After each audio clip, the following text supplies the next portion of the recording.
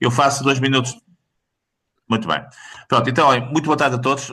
Temos hoje a segunda New Year Lesson deste ano. Portanto, tivemos uma, como alguns dos presentes sabem, na passada terça-feira com o Bruno Maçães, que nos falou um pouco sobre o mundo em 2026. E a ideia hoje é continuarmos essa conversa com uma pessoa que também dispensa apresentações, o embaixador João Valdo Almeida, portanto, que já teve muitas funções em muitos contextos, uma das quais foi ser embaixador da União Europeia nos Estados Unidos, e outras, portanto, não vale a pena estar aqui a enumerar o currículo, porque ele é conhecido de todos. Portanto, ele teve a mobilidade. Eu falei com ele precisamente na reunião do Conselho da Diaspora, aliás, a Silvia está aqui e pertence também à direção do Conselho da Diaspora, portanto, acordámos fazer isto nesta altura e acho que é muito interessante porque vai nos permitir, em conjunto, fazer aqui uma reflexão sobre o tema. Só uma nota sobre a próxima sessão. Nós costumamos fazer uma antecipação das próximas sessões. Na próxima segunda-feira vamos ter uma sessão também muito interessante, embora mais interna, sobre a economia portuguesa, com dois CEOs nomeada, portanto, o CEO da TAP, Luís Rodrigues, e o CEO da Visabeira, que é um grupo empresarial que está com uma dinâmica impressionante em termos internacionais, e vamos falar sobre a internacionalização empresarial. E depois, na quinta-feira, vamos ter uma sessão muito especial com o padre Tolentino Mendonça, sobre o novo livro dele, mas anunciaremos oportunamente. Portanto, eu vou passar de imediato a palavra ao João. A ideia é ele falar 20, 25 minutos. João, fala o tempo que achar adequado. E depois temos aqui uma conversa entre todos. O meu papel aqui é ordenar e organizar a conversa. Quem estiver interessado em dizer qualquer coisa, por favor, manifeste essa vontade. Senão eu próprio também, como é habitual, também surgir algumas pessoas para falar. Muito obrigado. João, a palavra é sua. Está bem? Obrigado. Muito obrigado, Jaime. Obrigado a todos por passarem algum tempo comigo. Aqui em Bruxelas está neve, está frio. Espero que esteja melhor em Portugal. É um prazer estar convosco, é um prazer aceitar este convite que foi feito pelo Jaime, porque eu acho que é importante, mais importante que nunca, diria eu, discutir o estado do mundo. Acho que isso é relevante para Portugal. Tenho pena apenas que na campanha presidencial se tenha falado pouco do estado do mundo e demasiado de outras coisas menos importantes, mas isso deixo para vocês. Eu estou fora de Portugal há 37 anos, portanto, resguardo-me um pouco de criticar o clima político português. Mas não é sobre isso que eu quero falar hoje. O que eu quero falar é sobre aquilo que nos envolve a todos, que é o estado do mundo. Eu vou ser relativamente telegráfico nas primeiras apreciações, para vos dar um bocadinho o tom da minha análise, que podem, obviamente, encontrar mais desenvolvida no livro O Divórcio das Nações, que acaba de ser publicado em Portugal, foi publicado no Reino Unido em abril do ano passado e agora está em Portugal. Eu tive o prazer de o apresentar com o José Manuel Durão Barroso, com a Maria João Vilés e com o Presidente da República na Gulbenkian, mesmo antes do Natal. Sei que alguns já o leram, mas obviamente o meu convite era que todos o façam e poderemos depois ter uma outra discussão daqui a uns anos ou daqui a uns meses sobre isso. Bom, telegraficamente, primeira mensagem. Não vale a pena, não vale a pena ter reservas. Nós estamos a viver a situação mais crítica, mais volátil, mais perigosa da cena internacional desde certamente o fim da Guerra Fria e o fim da União Soviética, eu diria mesmo, talvez mesmo, desde o fim da Segunda Guerra Mundial. Porquê é que digo isto? Porque nós estamos a assistir ao século XXI a desconstruir aquilo que o século XX, sobretudo na segunda metade, construiu. Aquilo que nós pensávamos relativamente adquirido, ou pelo menos consolidado, depois da queda do Muro de Berlim e do fim da União Soviética. O problema é que está a desconstruir sem apresentar nenhuma alternativa viável e credível para a organização no mundo, e é isso que nos deve preocupar a todos. O que eu vejo atualmente é uma série de líderes fortes sem checks and balances, por diferentes razões, e uma série de líderes fracos com medo da próxima eleição. A conjugação destas duas dinâmicas de liderança no mundo cria uma situação potencialmente perigosa. Se nada for feito, nós caminhamos para a passagem de uma ordem global para três desordens, para três desordens regionais. O que é que eu quero dizer com isto? A ordem global é aquela que nós julgávamos consistente e consolidada desde o fim da Guerra Fria e da União Soviética. as desordens regionais que eu faço é um mundo dividido em esferas de influência. Uma à volta do hemisfério ocidental, que tem estado nas notícias nos últimos dias, outra, obviamente, na zona de influência da Rússia, e a terceira, na zona de influência da China. Notarão que eu não me referi à Europa neste contexto, e esse é um dos problemas mais sérios que nós temos pela frente. Portanto, uma transição de uma ordem internacional que tinha, obviamente, os seus defeitos, que tinha, obviamente, as suas fragilidades, que tinha, obviamente, as suas contradições, para uma ordem ou uma desordem, se quiserem, basicamente baseada na lei do mais forte e na repartição de responsabilidades ou de poderes à escala regional. Obviamente que isto é uma, for the sake of the matter, for the sake of the argument, é uma visão relativamente simplista, mas acho que é suficiente para provocar debate. Eu diria que se o mundo fosse uma empresa, eu sei que há alguns empresários entre os amigos que estão connosco hoje, se o mundo fosse uma empresa, o CEO já tinha sido despedido e os acionistas já tinham nomeado um novo board. Porque, de facto, o mundo está muito mal gerido, o mundo não está a caminhar para nada de muito bom, e isso deve nos preocupar. Daí uma das razões porque eu decidi escrever o livro, para modestamente para partilhar algumas impressões e algumas experiências. O que é que nos afeta particularmente se pensarmos agora na Europa? A meu ver, temos um fator externo muito forte e a Europa sempre foi condicionada e a sua evolução foi sempre largamente determinada, acelerada, desacelerada, aprofundada ou não por fatores externos. Atualmente é o que eu chamo o fator Trump-Putin-Xi, ou seja, a conjugação de três líderes de três países, de três grandes potências, que de uma maneira ou de outra impactam sobre aquilo que é a Europa hoje e impactarão, se quiserem, sobre aquilo que a Europa poderá ser no futuro. O segundo desafio é o desafio do populismo. Populismo de direita, populismo de esquerda. Atualmente, o fator mais importante é o populismo de direita, mas não se deve excluir o de esquerda. E esse é um fator interno, é o inimigo maior da democracia, como nós estamos a ver também na eleição presidencial portuguesa. O terceiro aspecto é que a União Europeia está a mudar de idade, está a passar, a meu ver, da adolescência para a idade madura. Está a perder a ingenuidade, está a perder a inocência, e está a ver-se confrontada com responsabilidades que no passado não tinha necessariamente assumido porque estava ainda na casa dos pais, ainda estava protegida, ainda estava enquadrada, ainda estava balizada de uma maneira que, quando se sai de casa, e todos nos lembramos quando isso aconteceu, é uma transição positiva e bem-vinda, mas às vezes dura, às vezes complicada, e a Europa está mais ou menos nesse ponto da sua evolução e está confrontada com a necessidade de dar alguns saltos para o futuro, para os quais se calhar não está ainda preparada, nem os seus líderes, nem os seus eleitores.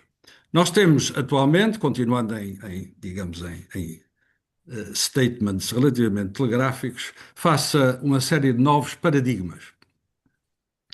O primeiro é, obviamente, o paradigma à escala global, onde passamos de uma ordem internacional multilateral relativamente consensualizada e relativamente eficaz e eficiente para um divórcio das nações, como eu chamo no livro, que se poderá traduzir ou por uma anarquia generalizada ou por, muito provavelmente, uma repartição de zonas de influência e de multilateralismos regionais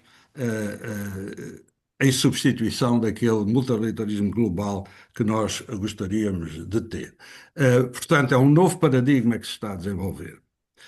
Se pensarmos em termos do transatlântico, da relação transatlântica, nós passamos de um paradigma onde basicamente os Estados Unidos e os países da União Europeia e outros, o Ocidente, digamos, estavam unidos de uma maneira ou de outra para conter a Rússia e para conter a China.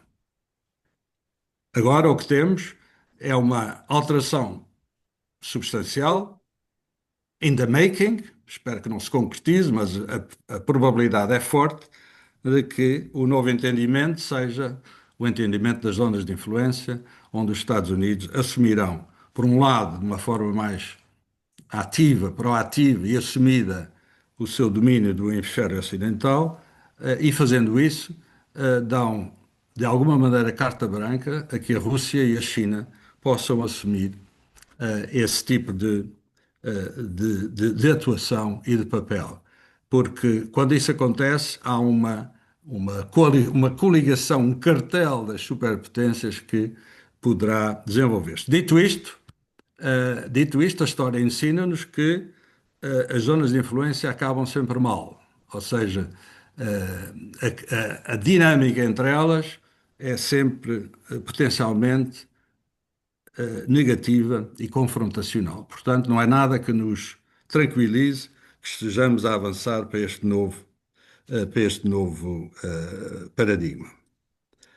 E, sobretudo, se esse paradigma implicar, da parte da Rússia e dos Estados Unidos, ambições territoriais e outras sobre o próprio espaço atlântico e sobre o espaço europeu, como é o caso que estamos a discutir destes dias sobre a Groenlândia e como é, obviamente, o caso da Ucrânia.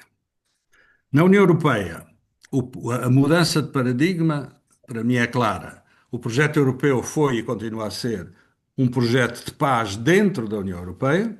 O objetivo tem sido sempre garantir que entre os países que compõem a União Europeia não há novas guerras, não há novas guerras civis. Este objetivo tem sido plenamente alcançado. Nós temos o maior período, o mais longo período de paz neste território de que temos memória, e é um grande feito, é um grande resultado do processo de integração europeia, mas o paradigma novo é que nós temos que garantir também a paz na vizinhança da Europa, e, se possível, no maior número de partes deste mundo. Ou seja, a União Europeia não pode ter a ilusão de sobreviver como uma ilha de soft power num oceano de hard power. Não podemos sobreviver como uma ilha de multilateralismo regional, num mundo de zonas de influência, onde a lei do mais forte impera.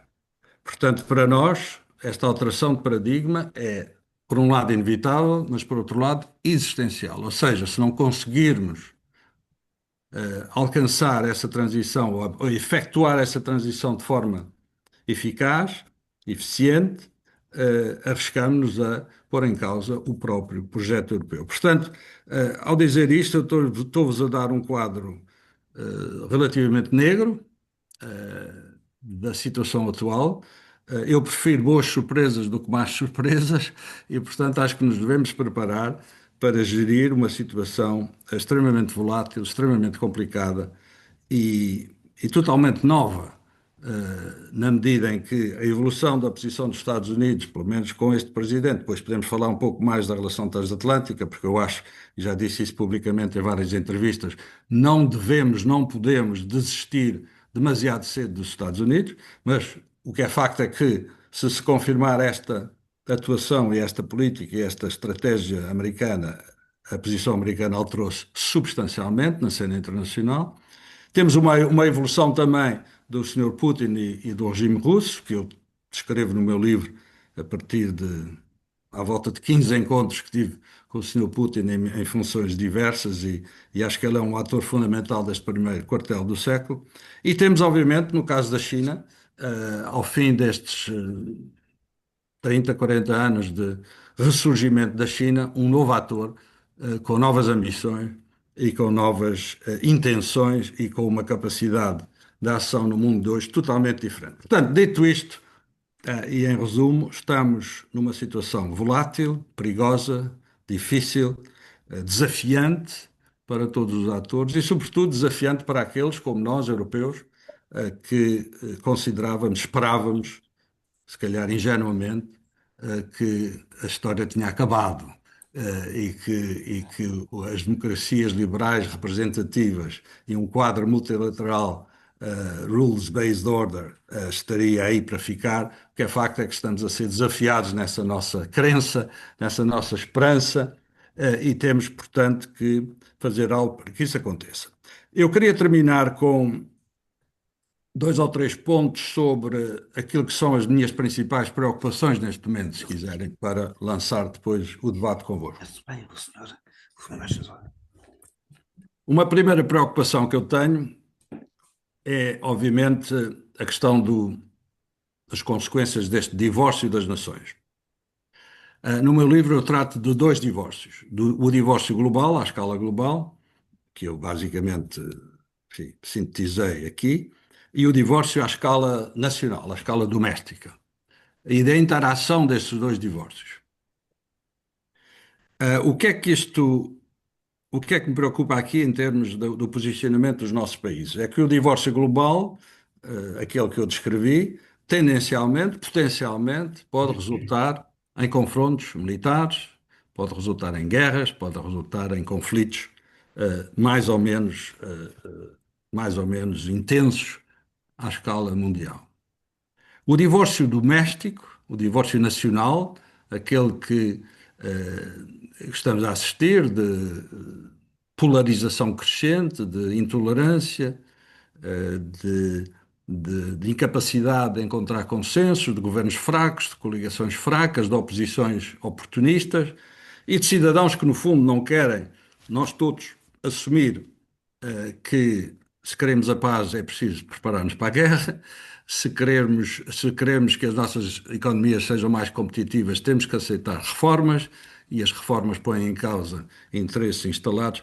Tudo isso, essa dimensão de divórcio à escala nacional, eh, torna as sociedades e as nações muito menos mobilizáveis para a defesa da sua própria soberania. Ou seja, temos a conjugação de uma tendência crescente para conflitos à escala mundial e uma incapacidade crescente das nações, dos Estados, das populações, das comunidades humanas de se mobilizarem para, neste caso, por exemplo, se for preciso, irmos para a guerra, os nossos eleitores estão de acordo, os nossos líderes terão o apoio popular para fazer uma coisa dessa. A conjugação destas duas dinâmicas preocupa-me bastante. A segunda preocupação é o fascínio que exerce sobre algumas partes da opinião pública ocidental, mas não só, no terceiro mundo também, sobre o que se chama agora, alguns atores chamam o autoritarismo do bem-estar. Ou seja, desde que um governo assegure um certo nível de bem-estar, os eleitores estão dispostos a aceitar alguma limitação das liberdades individuais e das liberdades democráticas. Este modelo, que é basicamente origem chinesa, se quiserem, e outros, está a criar a criar alguns níveis de aceitação que me preocupam bastante. A outra preocupação é o que se está a passar, sobretudo nos Estados Unidos, em relação aos líderes das altas tecnologias e da relação que eles, os chamados founders, ou seja, aqueles que criaram novas tecnologias, que desenvolveram novos mercados, e a alteração dos últimos anos, consubstanciada na relação deles com o presidente Trump, é que, no fundo, esses founders, esses líderes tecnológicos, não se contentam já em ser extremamente ricos, extremamente inovadores, no fundo, terem alterado a maneira como nós vivemos, agora querem também, aparentemente, ter algum papel na maneira como nós nos organizamos, como se organizam as sociedades, ou seja, terem uma dimensão e um papel político que é preocupante, sobretudo se eu tenho algum contacto com essas empresas, noutro tipo de atividades que tenho, preocupa-me o que eles pensam, por exemplo, sobre a Europa e o apoio que querem dar e têm dado, e formalmente e vocalmente, a partidos de eurocéticos e até de extrema-direita, populistas, pelo menos, como a senhora Le Pen ou a AfD na Alemanha, ou o Reform UK no Reino Unido. E se virmos a transferência desse tipo de posicionamentos para a Estratégia Nacional de Segurança dos Estados Unidos, que foi publicada há pouco, temos exatamente o mesmo tipo de linguagem, ou seja, enfim, preocupante, não vou ter tempo agora para desenvolver, mas é uma das preocupações que eu tenho. A outra preocupação é o alargamento da União Europeia. As pessoas falam às vezes de uma forma um bocadinho ligeira, a meu ver, do alargamento para a Ucrânia. Eu apoio o alargamento à Ucrânia. Eu acho que temos que aceitar a Ucrânia dentro da União Europeia. Mas, sinceramente, não vejo nenhuma maneira, de aceitar a Ucrânia sem alterações substanciais no funcionamento da União ou alterações substanciais no conceito de alargamento. Agora, não podemos imaginar que não tem custos, não tem impacto, será fácil, simplesmente aceitar a Ucrânia daqui a 2 anos, eh, a regras constantes, a orçamento constante, a organização institucional constante. Isso é um suicídio para a União Europeia. Mas sejamos claros, eu apoio essa adesão, só que temos que pensar nas modalidades, nos mecanismos e na flexibilidade que temos que introduzir nesse processo. Enfim, são algumas preocupações, se quiserem, que eu tenho. Deixe-me terminar com.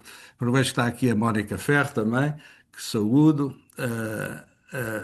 e sobre as Nações Unidas e sobre os sistemas das Nações Unidas. Eu fui embaixador da União Europeia em Nova Iorque durante 4 anos. Tive o privilégio de acompanhar a chegada do secretário-geral português e, obviamente, de o apoiar na medida do possível nos seus primeiros anos, e estou muito preocupado, se não mesmo seriamente preocupado, com o estado atual do sistema das Nações Unidas.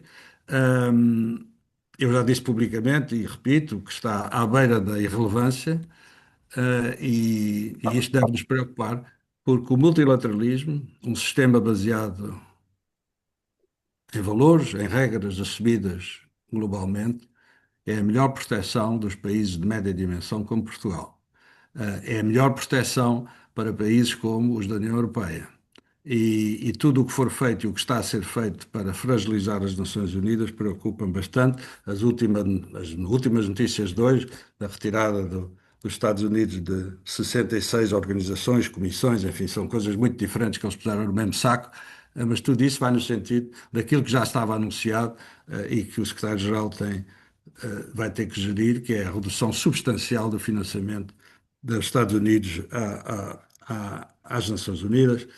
Isto vem on top of da paralisia total do Conselho de Segurança, e daí da incapacidade do secretário-geral de exercer as suas funções, porque para esse exercício depende substancialmente dos mandatos do Conselho de Segurança, e o Conselho de Segurança ou está paralisado, ou está disfuncional, ou pura e simplesmente está incapacitado de chegar a consensos positivos.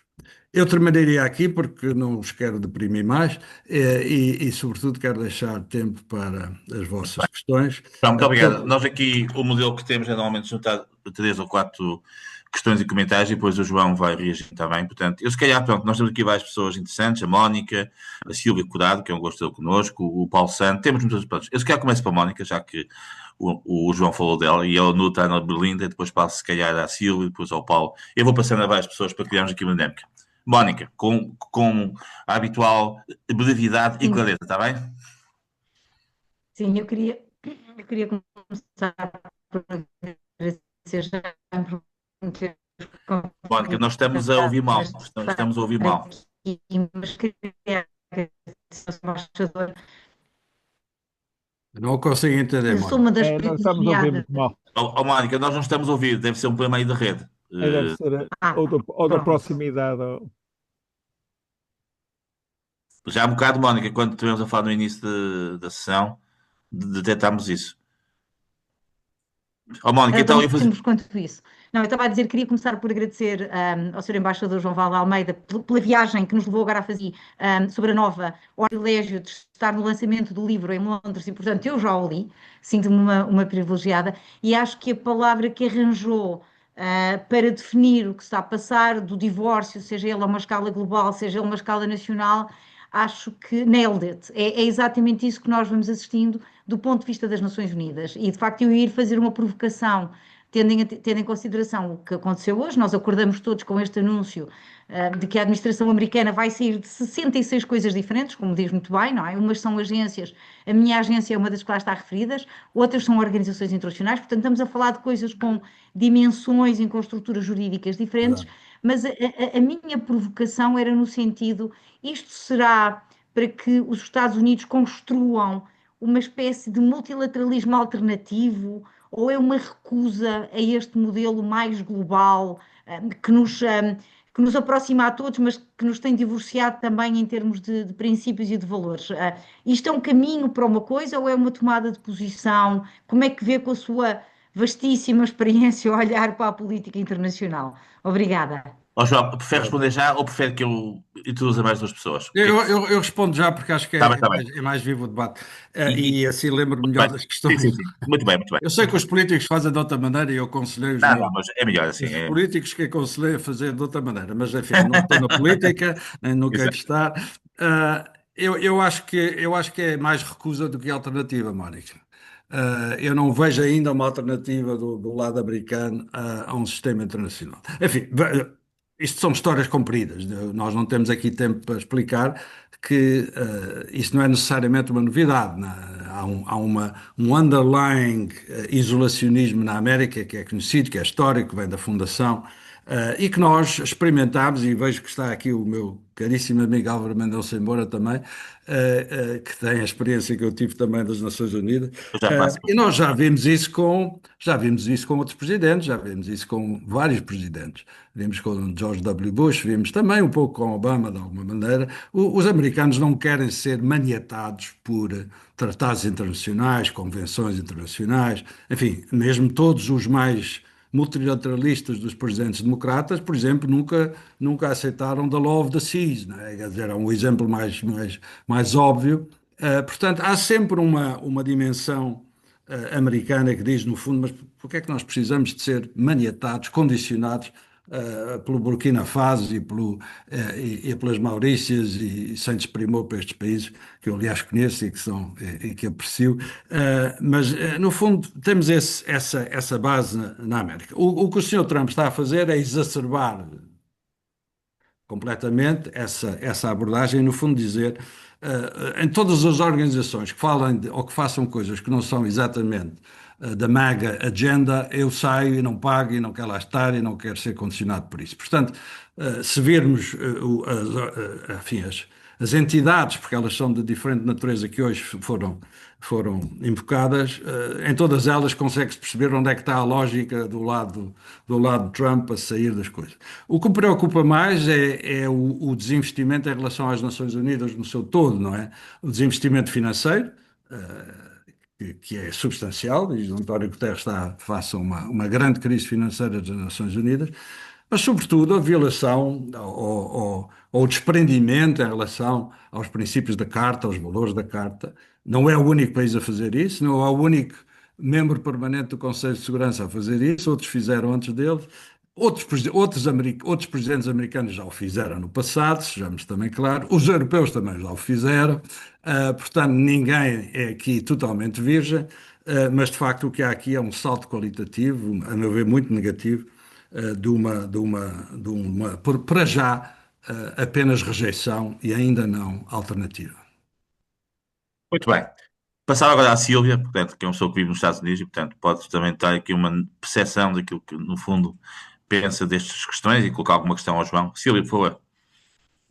Obrigada, Jaime, e muito obrigada pela clareza sempre, e a solidez deste tipo de comentário que já esperamos sempre do nosso embaixador, João Paulo de Almeida.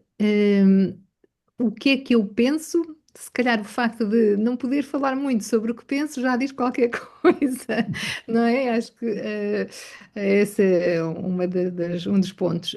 Mas, obviamente, sendo eu mais do mundo, todo este mundo, mas também muito especialmente do mundo da ciência, uma pergunta, claro que se impõe, é sempre que futuro se adivinha para a ciência e tecnologia num país como os Estados Unidos, mas também no mundo no geral, não é? E será que a Europa está a alavancar esta oportunidade oportunidade que tem e pode alavancar esta oportunidade que tem para tomar agora uma posição de maior relevo neste campo da ciência, que pode ser diferente da ciência e tecnologia, porque não sei se a tecnologia vamos a tempo ou não, sei que já, obviamente, outros países como os Estados Unidos já estão um bocadinho mais avançados, mas que oportunidades teremos agora na Europa e será que podemos alavancar essa oportunidade?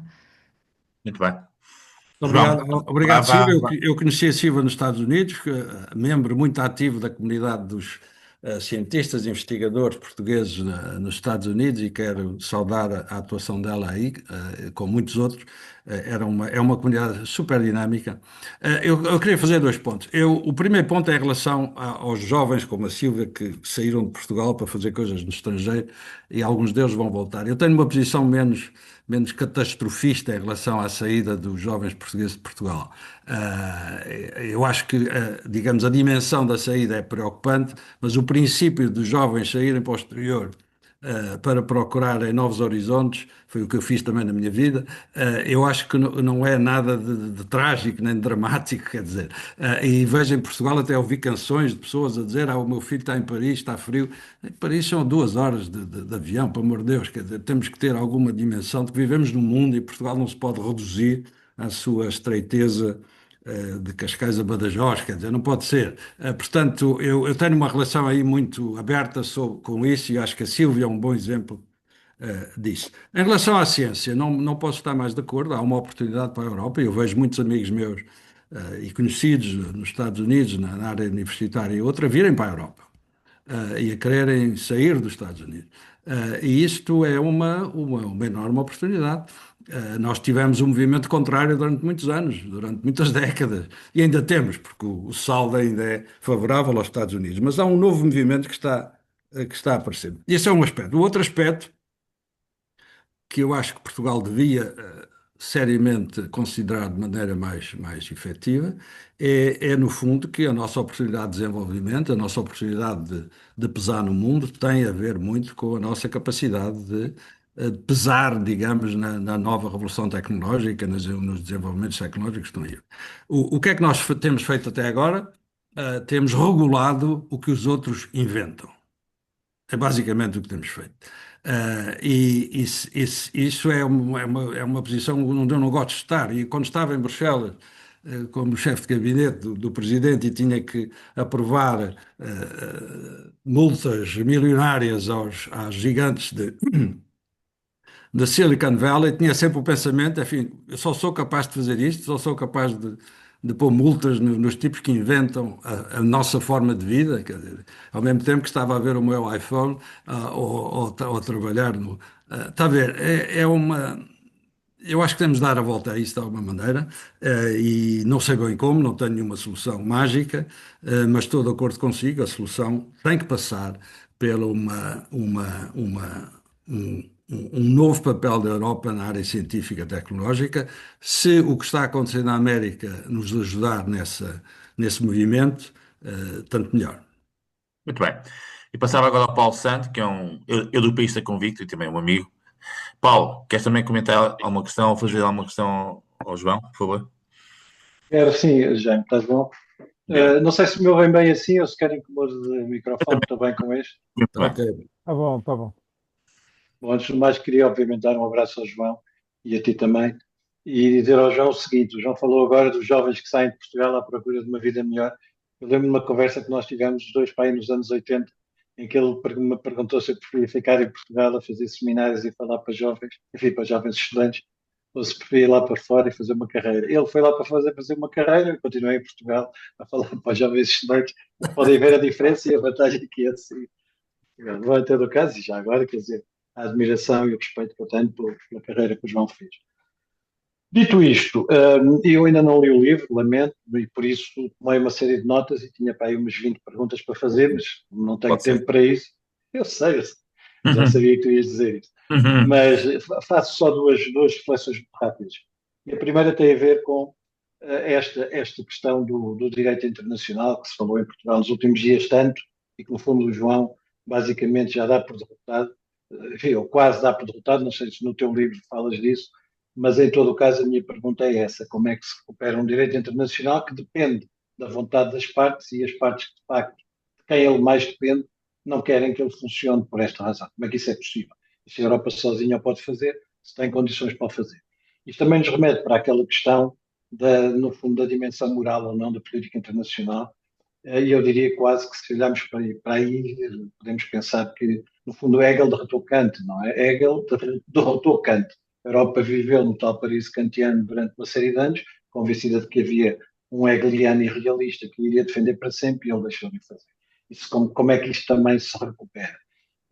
Finalmente, até porque aquilo que a Silva disse antes, já agora saudar a Silva e saudar todos os outros amigos, que têm muitos amigos, e, enfim, é uma pena não podermos estar mais perto uns dos outros. Mas, em todo o caso, aquilo que a Silva disse há bocadinho, relativamente ao não poder falar muito, isso é absolutamente preocupante e cruza-se com aquilo que o João disse sobre aquilo que eu chamaria os tycoons da tecnologia, enfim, os grandes donos destas novas realidades.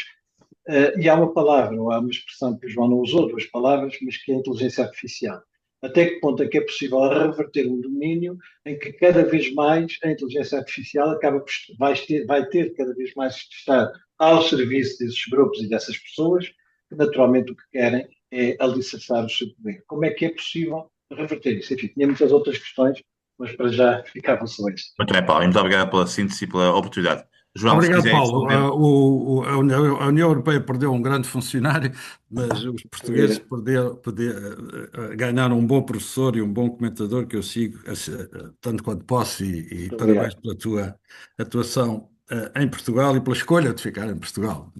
Alguém tem que ficar, não é? Alguém tem que Epá, estavam todos a sair, eu em particular eu fiquei. Não, em relação à questão do direito internacional, obviamente que eu não tenho solução para isso. O que é que eu penso neste momento é que temos que resistir, estamos numa fase de resistência, resistência ativa, não podemos abandonar, porque, não só porque o direito internacional é bonito e é bondoso, não é por isso, é porque é o nosso interesse.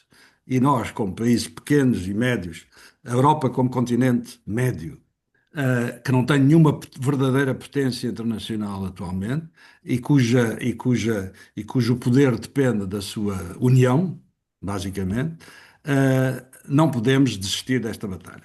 Vamos conseguir, veremos, mas não podemos desistir de maneira nenhuma, estamos numa fase de resistência. Uma das vias possíveis de atuação num quadro de deterioração do sistema internacional é, obviamente, aquele que, por exemplo, está a ser seguido em relação à Ucrânia, da Coalition of the Willing, ou seja, agrupamentos de países que, enfim, partilham valores básicos, e têm interesses estratégicos comuns, para atuar em conjunto. Se não se pode atuar globalmente, que se atue a nível, se quiser, regional, não necessariamente geograficamente falando, mas em termos do conjunto de países que suportam um certo número de valores. Eu acho que isso é, de uma forma pragmática, aquilo que podemos começar a fazer, enquanto assistimos e tentamos resistir à deterioração total do sistema multilateral. Portanto, aplicar o direito internacional com aqueles que aceitam aplicá-lo, tentar resistir à deterioração e pensar que, enfim, talvez nem tudo seja definitivo naquilo que fazemos. Em relação aos líderes tecnológicos, obviamente que o novo instrumento que está na mesa é a inteligência artificial, que é um salto qualitativo. Não sou, obviamente, especialista, mas em termos de geoestratégicos e de relação de poder, é um salto qualitativo enorme. Portanto, quem dominar essa tecnologia, por uma razão ou por outra, quem tiver a capacidade criativa e a capacidade financeira de desenvolver esse potencial exponencialmente, terá um enorme poder. Portanto, a relação de poder daqui no tempo dos meus netos será talvez baseada muito mais nisso do que na capacidade militar, por exemplo, ou na capacidade regulatória que nós vemos atualmente. Enfim, mas é um domínio muito vasto, mas certamente, e é por isso que eu indiquei isso como uma das principais preocupações, o poder que estão a obter as pessoas que, no fundo, controlam esses mecanismos e que se permitem, por exemplo, dizer que nós não podemos atuar, não aplicar as nossas diretivas e os nossos regulamentos, porque isso é um atentado à liberdade de expressão. Quer dizer, é um enorme debate que está aí pela frente. Portanto, resistência por um lado, pragmatismo por outro, não desistir dos nossos valores, e tentar organizar-nos de uma forma eficaz com outros que pensam de uma maneira ou de outra como nós. Muito bem. Seguindo esta lógica mais institucional das pessoas que têm alguma ligação a estas áreas internacionais, como disse muito bem o João, está aqui portanto, o Álvaro Mendonça. Não sei se quer também colocar alguma questão, fazer algum comentário. Álvaro, por favor. Não sei se ouviu. Sim, E já está. Muito bem, sim, senhor. muito E muito obrigado. obrigado por estar connosco. Muito bem. Muito obrigado, por esta possibilidade de intervir, até porque vou ter que sair daqui a uns minutos. Um abraço ao João. João, duas questões, ou uma questão e uma reflexão. Questão: resistir, é muito bem, resistir é necessário, mas para resistir é preciso meios. A pergunta concreta é esta: achas que desta vez conseguimos finalmente, dentro da União Europeia, um mercado comum financeiro que liberte o dinheiro que existe para os investimentos? Porque o problema não é uma falta de dinheiro, é o problema de nós termos dinheiro e todos nos irmos financiar o outro lado. Portanto, a pergunta é: as resistências têm vindo de onde muitos não esperavam, e nomeadamente os bancos alemães, e a pergunta é se achas que há agora condições para conseguirmos chegar a um verdadeiro mercado comum de capitais. Esta é a pergunta. A reflexão, João, em relação à Ucrânia, eu compreendo o teu pudor na maneira como te referiste à questão da Ucrânia, mas eu acho que é preciso ser mais claro para quem nos quer ouvir e dizer: não é possível. Não é uma questão de ser desejável, não. Não é possível a adesão da Ucrânia na maneira como nós até hoje concebemos o que é uma adesão, e é preciso dizer que não houve, a meu ver, nenhum mandato de ninguém para que se abrissem negociações para a adesão da Ucrânia. E nós temos que ter muito cuidado, porque a primeira preocupação de qualquer pai de família é preservar a sua própria família. Isto também se aplica à União Europeia. João, um abraço, muito obrigado. Obrigado, sim, senhor. Obrigado, Álvaro. Enfim, também sinteticamente. A minha atitude em relação à crise atual da União Europeia é basicamente dizer que eu espero que ela seja suficientemente séria para despertar em nós um instinto de sobrevivência. É basicamente isto que está em causa.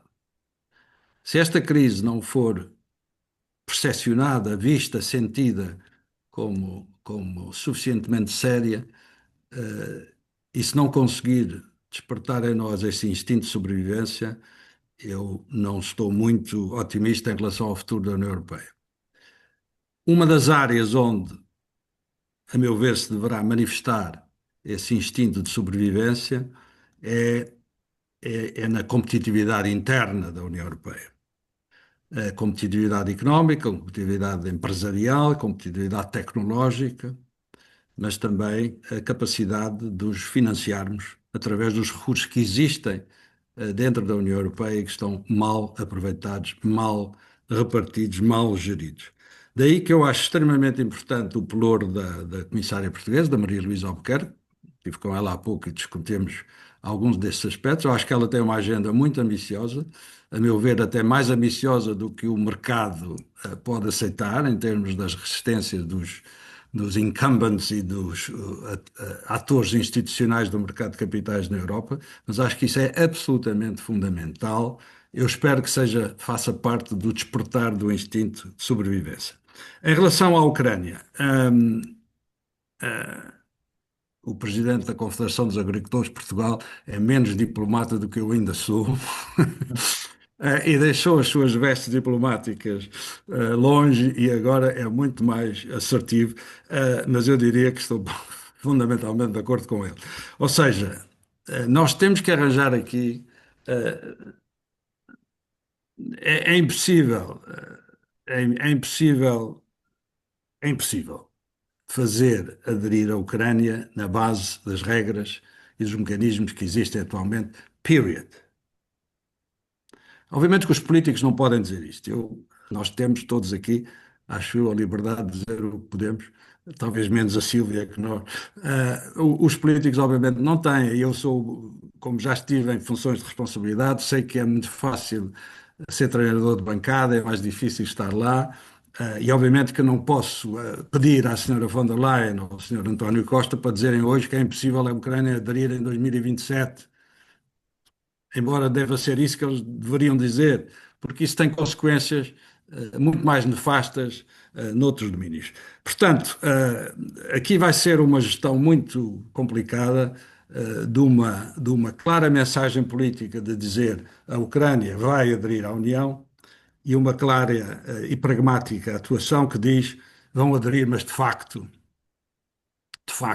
não vão totalmente aderir. Ou, de facto, as regras que se vão aplicar não são exatamente aquelas que se aplicaram em alargamentos anteriores. Ou a transição, a flexibilização será muito mais acentuada daquela que foi em alargamentos anteriores. Eu não vejo nenhuma alternativa a isto. Se queremos compatibilizar a dimensão política, estratégica, geoestratégica, absolutamente essencial, porque a principal contribuição da União Europeia para o futuro da Ucrânia é de facto essa. É, no fundo, dar-lhes uma perspectiva de integração e não esquecer, e eu falo disso no livro, as primeiras objeções do Sr. Putin à evolução da Ucrânia não tinham nada a ver com a NATO, tinham a ver com a União Europeia. A reação dele inicial foi àquilo que se passava na Praça Maidan, que era, no fundo, uma vontade da Ucrânia, dos ucranianos, de se aproximarem da União Europeia através de um acordo de associação ambicioso e tudo isso. Foi esse o trigger daquela oposição do Putin. Ainda não era a história da NATO. Portanto, não nos podemos esquecer disso. Portanto, não podemos deixar cair os ucranianos, mas, como diz o Álvaro, não temos mandato para deixar cair os europeus. Muito bem. Pôs aqui uma questão, mas, Carla, é melhor talvez pô diretamente ao João também, já que está aqui. Não sei se ouviu, Carla. Muito bem. Pronto, a Carla pôs uma. Não Sim, sim. ouvi, não Diga, estava a Carla. conseguir tirar o som. Boa tarde, João, e boa tarde a todos, ou boa noite. Sempre um privilégio ouvir-te. Eu falei aqui do tema da África porque não foi falado e se calhar para fugir um bocadinho às desgraças do mundo, falar de uma desgraça mais antiga, mas mais talvez, enfim, diferenciada. Eu gostava de ouvir um bocadinho a tua reflexão sobre se ainda existe, se é possível ainda existir um papel para este continente e, em particular, se é possível e útil uma real parceria estratégica entre a União Europeia e este continente, ou pelo menos uma parte dele. A Europa continua a ser muito pequena ou média, como há pouco referiste, não é, em relação às grandes potências. Temos a China muito fortalecida também em África e eu gostava de ouvir um bocadinho a tua visão sobre isso. Obrigada. Obrigado, Carla. Trabalhamos juntos já vai uma eternidade. Mas a Carla também faz parte deste contingente europeu. Ora bem, eu acho que falávamos há bocadinho, a partir da pergunta da Silvia, da oportunidade que poderia haver para a ciência e tecnologia para a Europa face à situação americana. Aqui é claramente uma oportunidade. Os Estados Unidos estão-se a retirar da África totalmente. Os chineses vão aproveitar esse espaço. É uma oportunidade, eu diria mais, é uma obrigação europeia de aproveitar esta oportunidade e de não descurar o papel que podemos ter em África. O segundo aspecto é a questão das migrações, de migração / demografia. Este é um dos grandes desafios, eu não falei nisso, mas obviamente que é um desafio que está aqui em cima de nós, de uma forma muito pertinente. Basta ver os debates sobre a imigração nos países europeus e a necessidade de mão de obra que nós temos. Portanto, é incontornável que nós temos que resolver o nosso problema demográfico de uma maneira ou de outra. E como não queremos ter muitos filhos, não há outra maneira de resolver. Há duas maneiras de resolver, ou seja, através da tecnologia, através do desenvolvimento da criação de valor acrescentado e tudo isso, mas também em termos da gestão das migrações. Portanto, a Europa, a África, mesmo que nós queiramos, estará sempre na nossa, na nossa mesa de opções políticas. Mas eu acho que há de facto uma oportunidade em termos de desenvolvimento da África, da nossa presença aí. Agora também vejo um risco e crescente, que é a questão da presença chinesa. E o que é absolutamente impressionante, os russos tentaram, a certa altura, entrar em África, a prioridade deles é agora a Ucrânia, retiraram-se de alguns países, mas continuam presentes de forma menos nobre. Eu acho que, enfim, outro dia estava a ser entrevistado sobre os 40 anos da adesão de Portugal e as pessoas perguntavam, mas o que é que Portugal fez pela União? Não sei o quê. Uma das coisas que fez, por exemplo, foi pôr a África de uma forma muito mais clara na agenda europeia, através da criação das cimeiras e tudo isso. Eu acho que é preciso fazer mais do que isso, obviamente, e eu acho que tem que haver aqui uma conjugação das entidades políticas, dos governos, mas também dos empresários, mas também no setor económico. A África tem a possibilidade de dar um salto qualitativo tecnológico, de leapfrog, fazer saltos digamos, qualitativos, e aí há uma oportunidade enorme para a União Europeia, para os investidores europeus, para os empresários europeus. Estão-me a ouvir a ver ainda, porque houve aqui uma alteração de meu. Houve aqui, Francisco, acho que houve aqui alguém que pôs a tela. Mas pode continuar, Continua a estamos a ouvir, ouvir, ok. estamos a ouvir. Isto deve ter sido aqui um lapso técnico qualquer de alguém que Portanto, pôs. Mas pode Carla, continuar. eu acho que é obviamente tem que ser uma nova prioridade e nós não devemos pensar que porque temos um problema com a América, porque temos um problema com a Rússia, devemos esquecer a África. Pelo contrário, é porque temos um problema com a América e outro com a Rússia e alguns com a China que temos que olhar para a África de outra maneira. Muito bem, o Joaquim Silva diz também que quer colocar uma questão, mas antes de passar a ele teve muitos anos também em Bruxelas, nas instâncias europeias. Eu passava à Fernanda, portanto, a Fernanda tem muito a ver com a China. Falámos aqui de China e, portanto, não sei se a Fernanda quer fazer alguma questão também ao João. Sim, eu para já quero agradecer a explicação do embaixador Valdo Almeida, que é de facto muito profunda e muito focada nos pontos principais, e, e gostava de fazer um comentário que vem de uma conferência. Eu hoje estive numa conferência do Camões IP com os representantes do Instituto Camões e os embaixadores nos diversos países, nomeadamente da Ásia, muitos deles, e de outros países, e alguns embaixadores pediram a palavra para referir um aspecto que aqui, de uma forma não direta, também começa a ser abordado, aliás, nesta última intervenção. Portanto, alguns embaixadores acham que esta situação onde estamos neste momento, a China, a Rússia, os Estados Unidos, nos apontam um caminho para Portugal, para a diplomacia portuguesa, que é uma cooperação cada vez mais próxima, mais intensa com o Sul global. Este Sul global não é só a África, não é? Como sabemos, é muito mais do que isso. Agora, nesse Sul global, a China está muito implantada. E, portanto, a questão é como é que vamos trabalhar. Temos uma proximidade estratégica em termos de empresarial, em termos de, por exemplo, da parte do ensino superior, etc. Ou estamos em concorrência com os chineses? Nós vemos, por exemplo, o investimento de uma empresa chinesa na Mota-Engil e vemos como esse investimento conseguiu abrir portas extraordinárias à Mota-Engil em várias partes do sul global.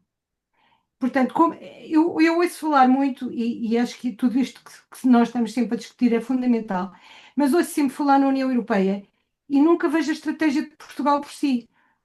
Quer dizer, dentro de um contexto da União Europeia, qual a estratégia de Portugal? Porque nós temos um passado histórico que nos leva a um determinado tipo de reação e de compromisso. Portanto, eu gostava imenso de ouvir o embaixador Valdo Almeida falar sobre esta aproximação da diplomacia portuguesa, que aliás devia ser um tema das presenciais Muito e bem. que ninguém fala, não é? Sim, senhor. Obrigado, João. Obrigado, Fernanda. Eu nunca fui diplomata português, portanto nunca trabalhei para o governo português, mas conheço muitos diplomatas e tenho enorme respeito pela diplomacia portuguesa e trabalhei estreitamente com muitos deles. Eu acho que em relação a Portugal, eu não abandono e acho que não podemos abandonar como pilares essenciais a dimensão europeia e a dimensão Claro, atlântica. obviamente, Sim, obviamente. mas isso acho que é um dado adquirido. Agora, o que é que podemos acrescentar a essas Uhum. duas dimensões? Como é que podemos articular essas duas dimensões, esses pilares, com outras dimensões de prioridade? Eu estou absolutamente de acordo em relação, eu não uso a expressão sul global, mas em relação digamos, a países do Hemisfério Sul, a países em vias de desenvolvimento, a middle powers, todas essas novas entidades da cena internacional, eu acho que Portugal tem que manter como país de média dimensão os mais estreitos laços possível. Em relação à China, eu tenho uma posição que não é maximalista nem minimalista em relação à China, ou seja, não subscrevo as ideias de que a China é o diabo, nem o oposto dessa solução, no fundo, dizer que, enfim, nada acontece do lado da China. Não, eu acho que temos que ter uma posição intermédia. A China é progressivamente e será progressivamente uma das duas grandes potências, já o é atualmente e será ainda mais no futuro. Portanto, temos que ser realistas, ninguém vai tirar a China do lugar que eles legitimamente conquistaram e que nós, aliás, facilitamos. E, portanto, temos que ser realistas, pragmáticos nessa relação. Se a relação com a China nos resolver problemas e nos abrir portas, tudo bem. Temos, no entanto, que manter alguma reserva, algum cuidado, alguma prudência, porque nem tudo na agenda chinesa é benigno. E muitas coisas na agenda chinesa têm objetivos menos óbvios. Portanto, aí eu acho que tem que ser uma atitude pragmática. Agora, nada disso deve ser feito, insisto, em detrimento do nosso ancoramento europeu e do nosso ancoramento transatlântico. E deixa-me aproveitar, Jaime, para dizer aqui uma coisa sobre os Estados Unidos que eu assim mencionei superficialmente há pouco. Há mais América do que o Sr. Trump. E nós não podemos perder de vista isso. Um país que, no primeiro quartel deste século, elegeu sucessivamente pessoas tão diferentes como George W. Bush, Barack Obama, Donald Trump, Joe Biden e outra vez Barack Obama, é um país que está também à procura do seu caminho. É um país que tem no seu interior potencialidades, forças, dinâmicas que não se esgotam nas conferências de imprensa de Mar-a-Lago. E nós temos que ter a noção do tempo, a visão de longo prazo e não, como eu disse já publicamente, não desistir demasiado cedo dos Estados Unidos. Porque isso é um pilar absolutamente fundamental do posicionamento de Portugal do mundo, como é em relação à questão europeia. Mas em relação aos Estados Unidos, eu deixaria esta nota, porque eu vejo no debate público em Portugal, quer à direita, quer à esquerda, aqueles que sempre foram, de alguma maneira, americanocéticos, a aproveitar os exageros do Sr. Trump para, no fundo, dizer acabou-se a América, esqueça-se a América. Não, a América não vai sair de cena, os americanos estão lá, é um país extremamente dinâmico, eu tenho, enfim, o privilégio de conhecer bem os Estados Unidos, fui lá embaixador durante 9 anos, visitei os 50 estados, no meu livro falo sobre isso também. Eu acho que aqui nós devemos ser os últimos a fechar a porta, a fechar as luzes da sala onde estamos com os Estados Unidos. Muito bem. João, temos que ir mais 15 minutos. Como é que está a sua vida? Para não. Estamos Ok, bem? tudo bem, não tem Ok, problema. ok, O ok. que quiserem, o que vos der. Sim, sim, sim, sim. Dentro de um timing que é adequado. Muito bem. Antes de passar ao professor Manuel Porto, o Joaquim Silva Rodrigues já tinha pedido a palavra, depois passa ao professor Manuel Porto. Está bem, professor? Joaquim, por favor. Muito obrigado. Muito obrigado, Jaime. Mais uma vez agradeço esta iniciativa e aproveito para desejar bom ano a todos e a todos que estão aqui neste painel. É um prazer voltar a ver o Dr. João Valde Almeida, com quem tive o prazer de jogar voleibol muito antes dele ir para a Comissão Europeia, ainda no Comitê Económico e Social. Era um exímio jogador, ganhava-me sempre, porque é muito mais alto que eu, e portanto as contas estão feitas. Recorda-se certamente desse tempo. Recordo lindamente com grande nostalgia. Em segundo lugar,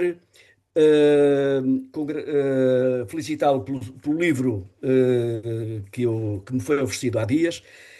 Já vou na página 135, em que fala do Boris Johnson. E como dizia o dono da livraria Filigrane, que penso que conhece bem em Bruxelas, é um livro que se lê mesmo debaixo do chuveiro.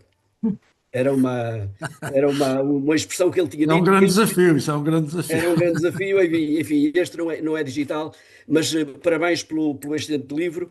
E vou diretamente ao comentário que o João fez há bocadinho, quando disse que a União Europeia está a mudar de idade, saindo da adolescência, estando, portanto, em transição e numa evolução.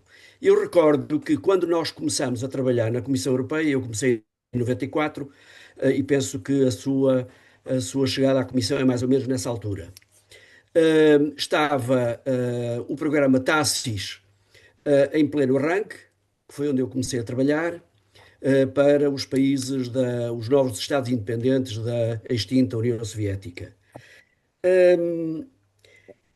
Nós caímos de amor por aquela lógica, por aquela abordagem. Fez-se bastantes coisas. Acreditamos muito. Quando digo acreditamos, estou a falar quase nos dois lados, nos dois lados.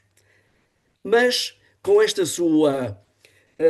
seu comentário, que aliás reflete aquilo que eu já li no livro, da mudança de idade, da saída da adolescência, será que aquilo que fizemos e que terá sido não necessariamente bem feito ou não bem entendido são os resultados da adolescência, de uma adolescência da União, que estava a entrar num pós-Guerra Fria ainda muito complexo. Mas a pergunta que eu coloco neste momento, e que é talvez a mais importante para mim, é esta: e agora como é que vai ser a idade adulta? Nós temos uma voz fraca ainda, talvez ainda como eu estou agora, um bocado que saio de uma constipação, com algumas fínfias na nossa voz. Será que é aí ainda a adolescência a perseguir a entrada na idade adulta, ou como é que o João vê a entrada na idade adulta, se é que já entramos? E aproveito para lhe mandar um abraço mais uma vez. Muito obrigado, um grande abraço voleibolístico. Eu nessa altura estava no comitê, mas eu já tinha vindo da comissão. Eu entrei na Eu comissão sei, eu ainda sei. antes de Portugal, em 1982. Pois tive uma ótima experiência no Comitê Económico e Social e não fizemos só jogar voleibol. E Exatamente. depois voltei à comissão. Não, a sua pergunta é muito importante. Eh, no fundo, a minha comparação com o fim da adolescência tem a ver enfim, com várias coisas, com as perturbações dessa transição, com o facto uma das características dessa fase da existência é, no fundo, matar o pai, matar o pai. Está a ver o que é que eu estou a falar também. E essa separação, essa saída de casa, essa saída do ninho, é sempre complicada. O que é que eu quero dizer com isso em relação ao estado atual da União Europeia? É uma transformação de soft power para hard power, se quiser. Ou seja, nós temos que completar aquele arsenal de- de- de armas, se quiser, de instrumentos que temos a nível de regulação, a nível de políticas públicas, a nível orçamental, a nível de rede de comércios, de acordos comerciais e outros. Temos que acrescentar a este edifício um andar, de hard power, de capacidade de segurança e defesa e de afirmação do poder, para além das nossas fronteiras. Não está no ADN inicial da União Europeia, sejamos claros, eu expliquei isso há pouco. Isto foi feito para assegurar a paz dentro da União Europeia. Nunca teve uma dimensão externa muito forte. Começou a ter nas últimas décadas, mas ainda incipiente. Agora impõe-se um salto qualitativo. Para mim, a dimensão de segurança e defesa é a nova fronteira da integração europeia. É a nova fronteira do projeto europeu. Muito Eu bem. acrescentaria um outro que é a dimensão tecnológica, da competitividade. Nós só podemos ser fortes no exterior se formos também fortes no interior. Strong at home, strong abroad. É a fórmula que eu acho que usei no livro, a versão original foi escrita em inglês. E essa dimensão está muito presente. Portanto, nós temos que aproveitar esta crise, que é uma crise real, que é uma crise potencialmente existencial da União Europeia, para darmos um salto qualitativo no hard power e no tech power, se quiser, enfim, para falar, usar estas expressões. E esses são dois vetores fundamentais da nossa passagem à idade adulta. Isso terá que fazer-se, a meu ver, também com alterações no nosso modo de funcionamento.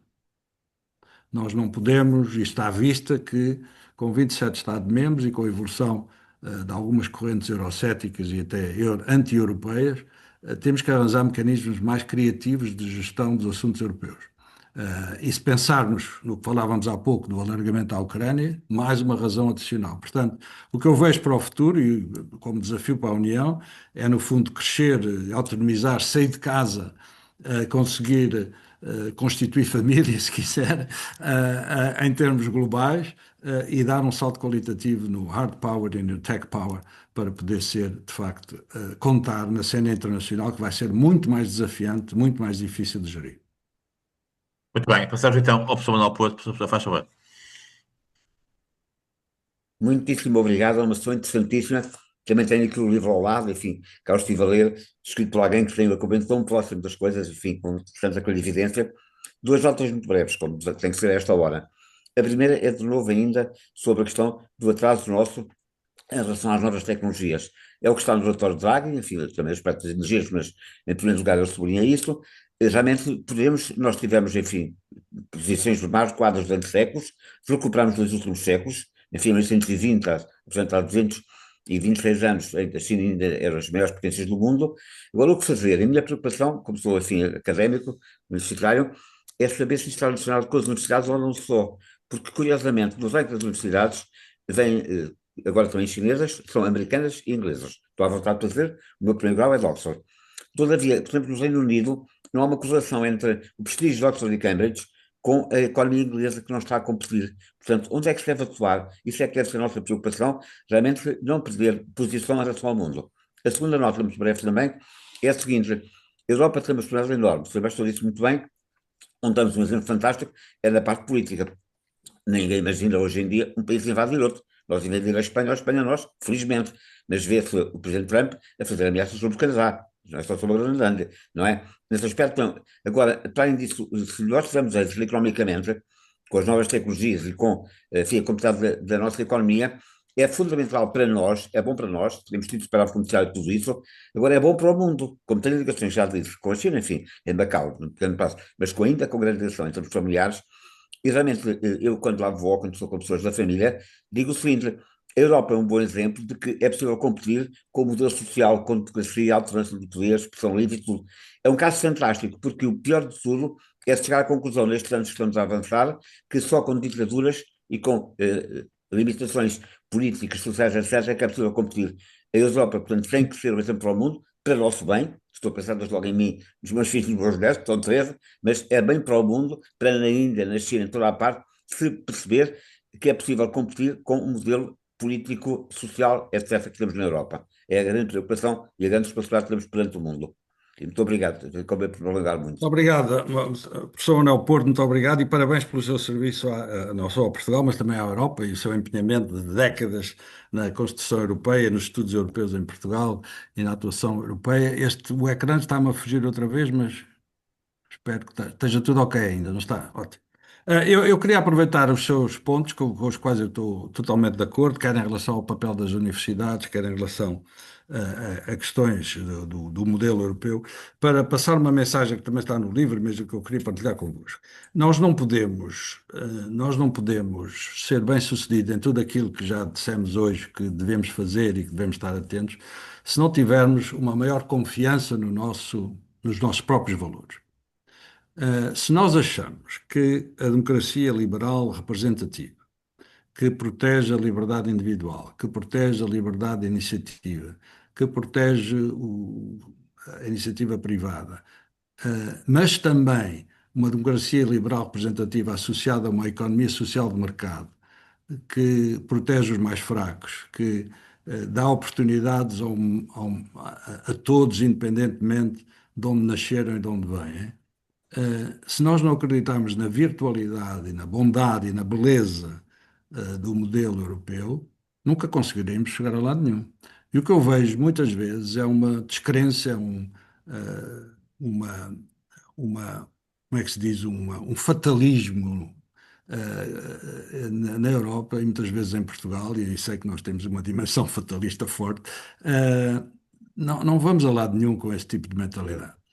E quando estamos confrontados com outros modelos, como eu dizia há bocadinho, o autoritarismo do bem-estar, a ideia de que países autoritários conseguem seguir um rumo mais fixo e conseguem planear e conseguem chegar aos objetivos, enquanto as democracias andam aqui numa grande confusão.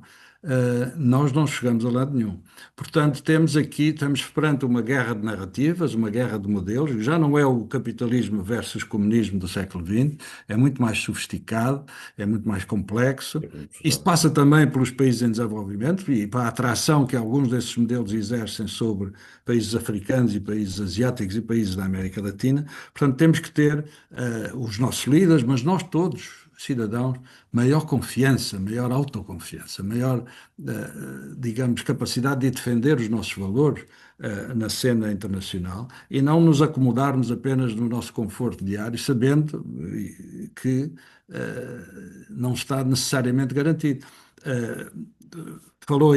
Alguém falou do Boris Johnson no meu livro, eu fui primeiro embaixador europeu no Reino Unido, depois do Brexit, e vivi intensamente, e eu tenho 2 capítulos no livro sobre isso, sobre o que é de facto o que foi o erro do Brexit, né? E nós temos que aprender com aquilo que os ingleses estão a aprender atualmente. Exatamente. E o facto de países como nós, mesmo com a dimensão do Reino Unido, que é um país, um membro permanente do Conselho de Segurança, uma potência nuclear, uma das maiores economias do mundo, membros do G7, mesmo o Reino Unido, atualmente, enfim, verifica que não pode fazer nada sozinho e que não tem peso suficiente sozinho na cena internacional. Portanto, quer os valores da democracia, quer os valores da integração europeia, quer os valores digamos, da economia social de mercado, eu não tenho dúvidas, nós temos que dizer mais vezes e em mais sítios que a Europa é a região do mundo que dá melhor qualidade de vida a um maior número de pessoas nos seus países. Estou de acordo. Period. Quer dizer, digam-me um país ou uma zona do mundo que seja capaz de ter melhor performance do que nós. Certamente não a Rússia. Estou de acordo. Certamente não a China, certamente não os Estados Unidos. Mas certamente os países da União Europeia, mas também as Noruegas, os Reinos Unidos, as Islândias deste mundo. E, portanto, temos que começar por aí. Se não tivermos essa capacidade de autoconfiança e de vontade de defender aquilo que prezamos, ninguém vai fazer por nós. Muito bem, nós estamos a Estou de chegar ao acordo. fim, mas portanto ainda temos aqui Estou de algumas acordo. perguntas. Eu não sei se o Fernando Ferreira Sousa, Não sei também para cá. Portanto, é um economista e um professor também muito especializado nestes temas. Fernando, quer fazer alguma questão ao João, por favor? Já que me provoca, como, al- como Certo. alguém diz, ou como alguém disse, sim, as sim. questões são muitas e, portanto, mas eu já agora aproveitava para colocar uma questão que cruza alguns aspectos que referiu e que tem a ver com uma das minhas angústias de longa data, que é aquela referência permanente, seja em fóruns internos, seja em fóruns internacionais, à Europa. Porque o que é isso de falarmos da Europa? Quer dizer, eu percebo o conceito e eu percebo o que é que queremos dizer em cada caso concreto do ponto de vista estritamente conceptual, mas quando se trata de saber quem na Europa é que país ou líderes políticos, quem é que tem as rédeas do jogo e para quem é que estamos a falar quando falamos da Europa, sobretudo numa situação como esta agora, levanta-me uma dúvida metódica que é um bocadinho aquela questão de quem é que deu o mandato a quem, como referiu há pouco, ou aquela ideia da coalition of the willing que também referiu, e que me faz perguntar-lhe se vê alguém na Europa, alguém, ou seja um país, ou sejam líderes políticos, lideranças políticas, capazes de, tendo em conta, exatamente também é uma das coisas que disse logo ao abrir, que é o medo das eleições. Por um lado, o medo das eleições cruzando com o populismo, se vê alguém capaz de encarnar uma resposta a isto, começando por algum lado, isto é, começando por atacar o problema, seja por via de não permitir que os mandatos sejam, digamos, ultrapassados, sem que haja para isso, digamos assim, legitimidade. E por outro lado, que internamente exista o inimigo dentro de fronteiras que também é vagamente penalizado. Estou a falar das Hungrias e das Eslováquias, etc. E, portanto, a minha questão é um pouco um subproduto de coisas que foi dizendo e que algumas perguntas que lhe foram sendo feitas, agradecendo naturalmente a sua intervenção inicial, perguntando se, cruzando as condições objetivas com as condições subjetivas do exercício do poder interno à Europa, se nós podemos ter a esperança de que há alguém com capacidade, alguém país ou alguém líder, com capacidade para poder produzir uma mudança como aquela que a Europa indiscutivelmente necessita nos próximos Pensa próximos. alguém? Muito obrigado. Obrigado, Fernando. É complicado. São questões vastas, às quais eu responderia da seguinte maneira. Eu acho que os desafios aos quais nós estamos confrontados não são resolvidos por líderes messiânicos, que aliás escasseiam. E quando aparecem candidatos não nos inspiram necessariamente confiança. Portanto, eu não acredito em líderes messiânicos. Sei que as nossas democracias são muito difíceis de gerir. O que eu vejo na Europa são na generalidade, governos fracos, coligações instáveis, maiorias parlamentares reduzidas. Enfim, há quem diga, estou a ver uma pergunta no ecrã, que a solução é o federalismo, talvez. Eu não sou federalista, eu acho que a Europa, se não for ancorada numa base nacional forte, não tem futuro. Portanto, eu acho que é a conjugação do esforço de vários líderes e de vários países que pode produzir alguns resultados. Se quiser falar de pessoas, obviamente eu tive alguma esperança que o Sr. Macron fosse capaz de ser um líder, e falo disso no livro, aliás, um líder carismático da Europa, com novas ideias. Trouxe algumas novas ideias, mas, a meu ver, geriu mal a sua cena interna e, portanto, fragilizou-se por isso. A certa altura pensou-se que o novo chanceler alemão traria um novo fôlego à Alemanha, e de facto ele tem tido algumas posições corajosas, mas por outro lado está confrontado com uma situação interna muito frágil, a coligação é frágil e a subida da AfD é preocupante. Portanto, eu já abandonei um bocadinho a ideia de que o problema são os líderes. Eu acho que o problema, em última análise, somos nós, não é? Somos os eleitores que elegem os líderes. Agora, no contexto que falámos aqui de vários títulos, e sobretudo na perspectiva do que nos espera, eu acho que se tivesse que apostar, apostava no esforço conjugado de uma série de países, de uma série de líderes que poderão injetar um novo dinamismo na cena europeia. Estou muito aberto à ideia de configurações diversas no seio da União Europeia, que permitam a alguns países avançar mais rapidamente, se quiserem, a outros se juntarem quando quiserem. Enfim, o conceito de cooperação reforçada e outros que existem já no tratado e que permitem fazer isso, e que aliás estão a ser aplicados. O euro é uma cooperação reforçada, de alguma maneira. A Schengen é uma maneira de alguns países andarem mais depressa. A coligação para a Ucrânia é outra. E, enfim, as decisões que são tomadas, excluindo a Hungria, a Checoslováquia ou a República Checa agora, tudo isso são mecanismos que a meu ver são, enfim, em princípio não ortodoxos, digamos, não é?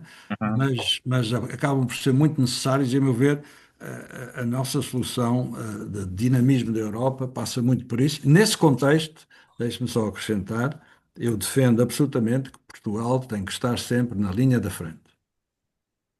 Um país como o nosso, de média dimensão, se quer ter peso e se quer, em última análise, beneficiar de novos dinamismos europeus, tem que se empenhar, tem que estar na linha da frente, tem que contribuir, tem que ser criativo. Daí que pessoas como as que estão neste painel, as empresas, as universidades, os think tanks, os pensadores e os comentadores, têm todos, e os líderes, obviamente, partidários e não só, o futuro Presidente da República, que espero que seja alguém profundamente empenhado na integração europeia, e espero não ser surpreendido, e que possamos, no conjunto dessas vontades nacionais, ter um país que, como no passado e como até agora, digamos, eu não faço nenhuma crítica retrospectiva, acho que Portugal tem assegurado esse papel, e acho que tem que continuar ainda mais, e por maioria de razão, nos próximos anos, a fazer parte de qualquer vanguarda que se organizar na Europa para fazer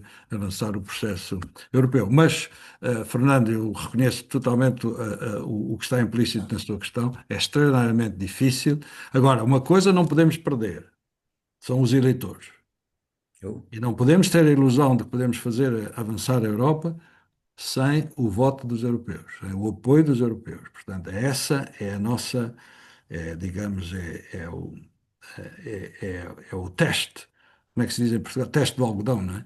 Da capacidade da Europa a avançar. É ter sempre, nunca perder de vista, como aqueles ciclistas que fogem e não veem o pelotão atrás, nós temos que ter sempre o pelotão muito próximo de nós, porque senão não conseguimos avançar de forma sustentada e depois podemos ter surpresas eleitorais como já tivemos no passado.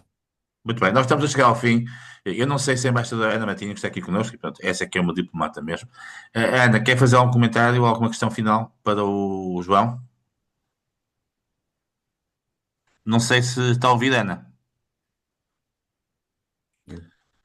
Penso que temos aqui um problema de comunicação. Pronto, João, para terminar, havia aqui uma questão no chat que acho que é interessante e com isso pode terminar, porque já estamos às 7h30, já foi 90 minutos. 8h30, 8h30 aqui, 8h30. 8h30 aí, peço desculpa realmente. Eu estou Quando- aqui, Jaime, desculpe, eu tenho Então, estado a seguir com muita Mas diga lá atenção. então, quer fazer aqui alguma nota para o João Não, Paulo? acho que foi realmente um debate, uma exposição, primeiro, que agradeço ao João, agradeço ao Jaime mais esta oportunidade. Acho que foi excelente, acho que tivemos aqui muitas perspectivas que nos levaram a pensar em várias direções e várias possibilidades de soluções. Este é um tempo cheio de paradoxos e de interrogações, é um tempo para agir, muito embora se tenha que ser cauteloso, porque realmente os desafios são muitos. Mas enfim, às vezes nestes casos e nestes momentos mais vale um pequeno erro, mas avançar, visto que eu agora também repito em relação à perspectiva europeia, aquilo que me repetiram durante anos e anos, que a Europa se faz pequenos passos, ou a União Europeia se faz pequenos passos e de crise em crise, de forma que, não, acho que é muito importante pensar na Europa e na União Europeia como um asset, como um valor. É muito importante manter a noção de que a relação transatlântica é extremamente profunda, é extremamente intensa e não é, vai provavelmente, estamos num tempo de rupturas, vai provavelmente sofrer adaptações, mas a relação transatlântica não é para desistir, não é para pôr de parte, antes pelo contrário.